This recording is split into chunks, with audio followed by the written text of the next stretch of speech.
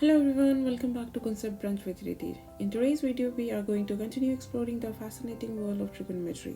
If you haven't seen the first video, make sure to check that out. Today, we will build on those basics. But don't worry, I will give a quick recap before we dive into some new concepts. The word trigonometry is derived from the Greek word tri, meaning three. Gon, meaning sides, and metron, meaning measure. In fact, trigonometry is a study of a relation between the sides and angles of a triangle. We will study some ratios of the sides of a right triangle with respect to its acute angles called trigonometric ratios of the angle.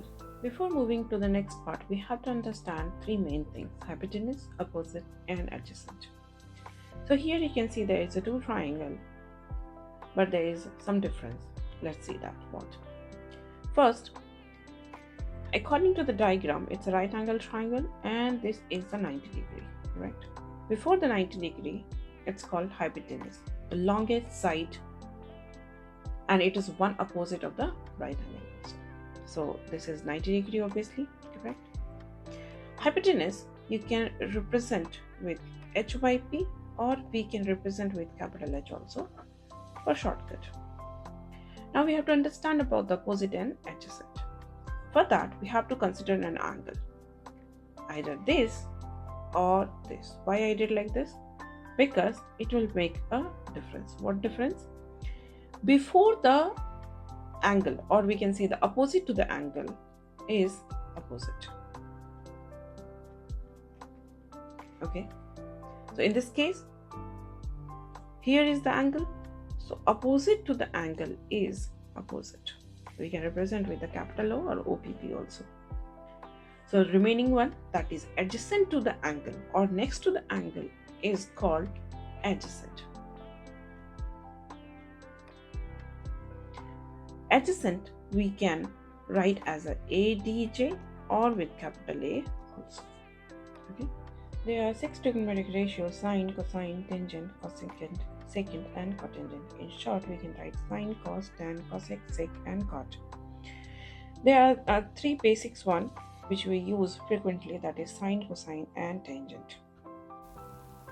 Trigonometric ratios of an acute angle in a right triangle express the relationship between angle and the length of sides. Our first trigonometric ratio is sine. So we're defining with the angle A, which will be opposite, divide with hypotenuse. Opposite we can write as O, and hypotenuse we can represent with the H, in short, to remember easily. Remark is here is sine and A is not the multiplication to each other. Okay, it doesn't mean that sine times of A. Okay, this is wrong concept. What is the meaning of that? Sine A meaning is the sine of angle A. Okay, similarly, the cos A will be adjacent divide with hypotenuse. That will be A divided with capital H. Okay. Similarly, the tan A will be equal to opposite divide with adjacent. Now let's move to the next 3 part of the trigonometric ratios. In the similar way, we can find other 3 trigonometric ratios.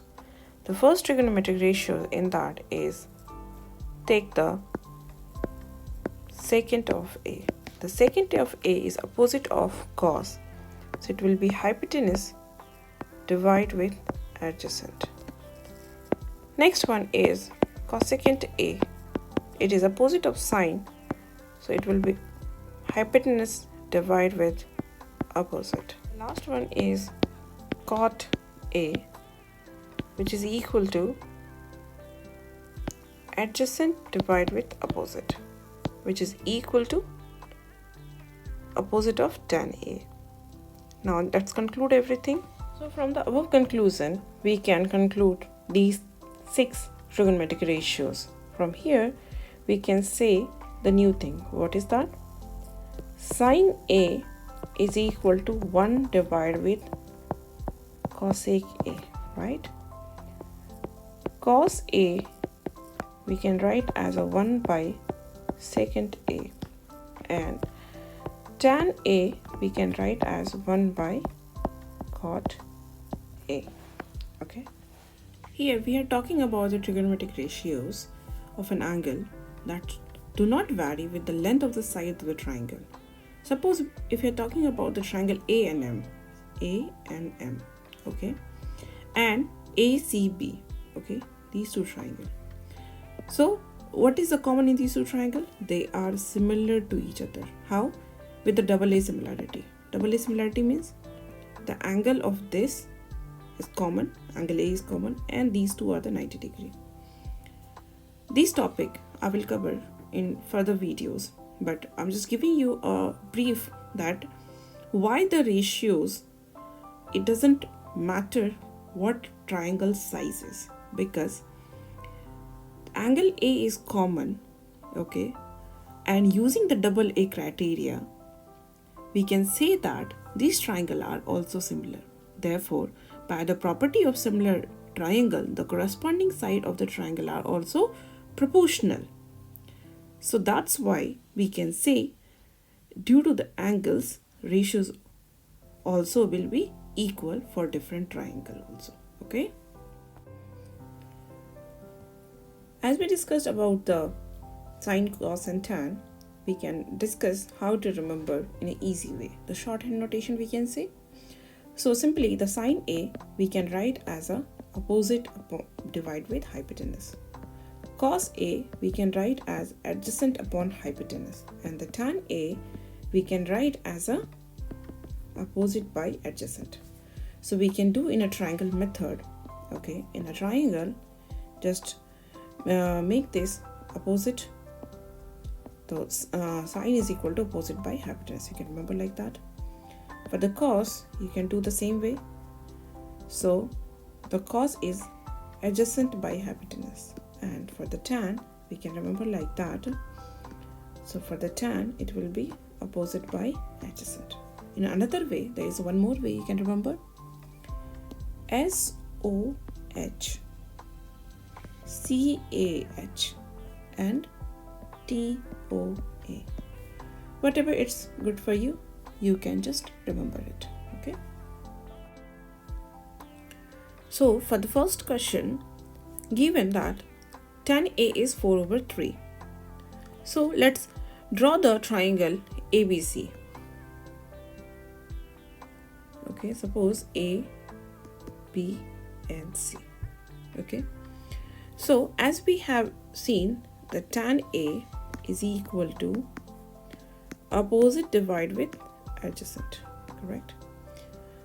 So over here it's given what? 4/3. Since they are the ratio, therefore if we assume that opposite is equal to 4k suppose, and if we'll assume adjacent as a 3k, okay. So according to the Pythagoras theorem,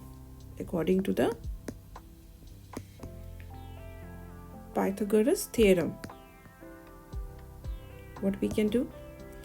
We can write over here AC square equal to AB square plus BC square. Remember that, right?